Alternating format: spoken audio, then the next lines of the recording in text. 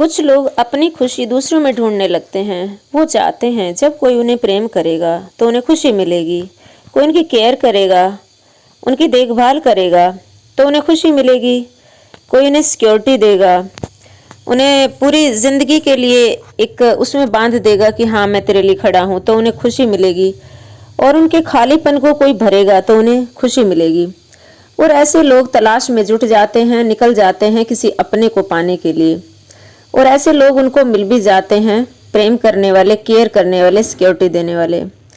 लेकिन कुछ दिन तो सब कुछ अच्छा चलता है और अफसोस तब होता है जब ऐसे लोग अपनी बैसाखियां हटा लेते हैं, प्रेम देना बंद कर देते हैं, सपोर्ट देना बंद कर देते हैं। और जब सपोर्ट हटता है तो फिर से वही मायूसी, फ्रस्ट्रेशन और गुस्से और उदासी से हम भर जाते हैं।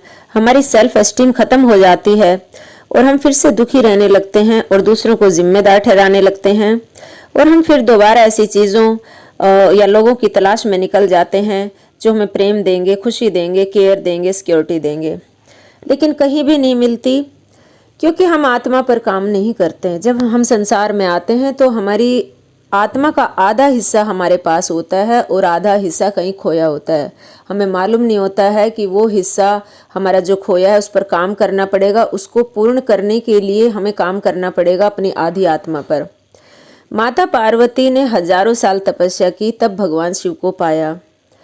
और आत्मा पर इतना कार्य करने के बाद वो दोनों पूर्ण हुए। एक दूसरे के साथ जब तपस्या साधना पूरी हुई तब वो पूर्ण हुए। आज का इंसान तपस्या करना नहीं चाहता और लोगों को पाना चाहता है और भटक जाता है, फिर दुखी रहता है।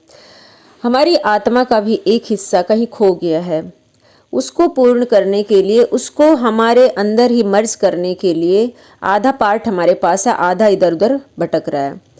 तो जब हम साधना करेंगे, जब हम तपस्या करेंगे, हम इस धरा पर खाली तपस्या करने आते हैं, लेकिन हम उलझ जाते हैं चीज़ों में। अपने जो सिर पर इतना बोझ लाद लेते हैं कि वो बोझ उतार ही नहीं पाते। हम चीज़ों में उलझ जाते हैं, लोगों में उलझ जाते हैं, हम जाने किस किस चीज़ में उलझ जाते हैं।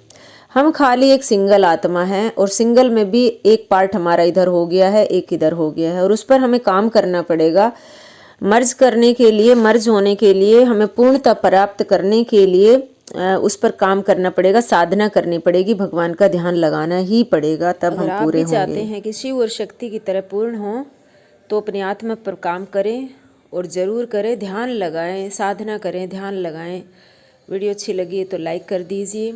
इस वीडियो में मेरा साथ देने के लिए धन्यवाद।